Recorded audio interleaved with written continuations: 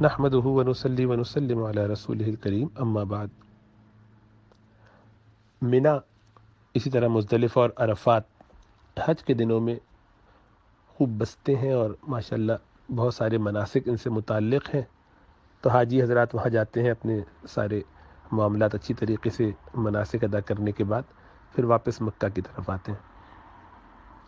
قدیم سے تو یہ دو الگ الگ شہر، یعنی مکہ اور منا، اور پھر منا سے آگے مزدلفہ اور عرفات،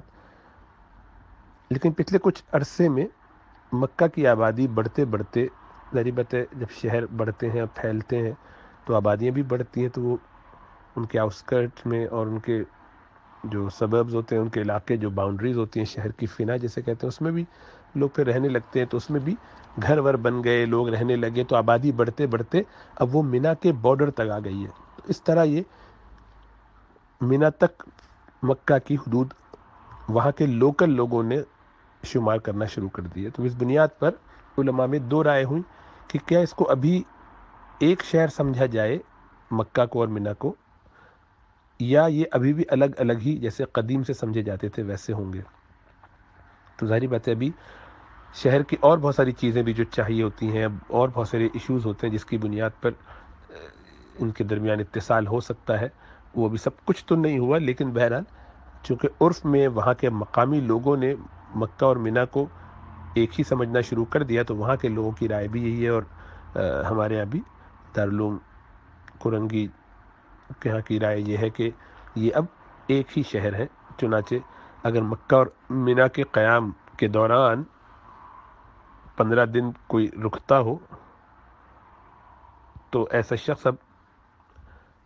مسافر نہیں رہے گا بلکہ مقیم بن جائے گا، اور اس کو نمازیں پوری پڑھنی ہوں گی، قصر نہیں کرے گا۔ لیکن دوسری طرف علماء کی ایک رائے ابھی تک یہی ہے کہ اس میں بنوری ٹاؤن بھی ہے اور دیگر بہت سے مدارس کے ان کے دارالفتہ میں یہی مسئلہ اس طریقے سے ہے کہ ابھی یہ اسی طرح الگ ہے جیسے پہلے تھے، کیونکہ وہ ساری شرائط پوری نہیں ہوئی ہیں، وہ اکثر ہو بھی گئی ہوں، تو ابھی بھی کچھ ہے اس میں۔ اب بہرحال ان شاء اللہ تعالی اس کو ایسے سمجھیے کہ دو رائے ہیں اور دونوں درست رائے ہیں، تو آپ کو جس بات پر اعتماد ہو اس کے مطابق عمل کر لیجئے، آپ کے لیے بالکل درست ہوگا۔ اچھا یہ ہے کہ اپنے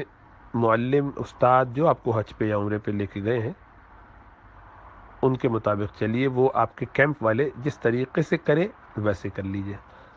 اگر ان کے علماء یا جو بھی آپ کو لے کے گئے ہیں وہ یہ کہتے ہیں کہ ہمارے نزدیک یہ ایک ہے تو ایک مان لیجئے،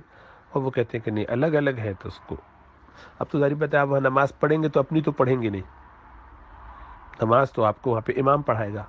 تو امام کی جو رائے ہوگی وہ ٹھیک ہے، بس اس کے مطابق چلیے۔ اگر امام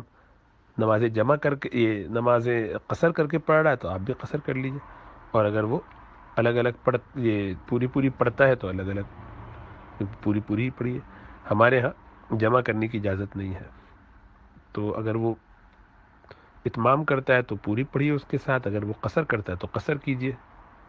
انشاءاللہ تعالی، تو اس سے آپ کو عافیت رہے گی۔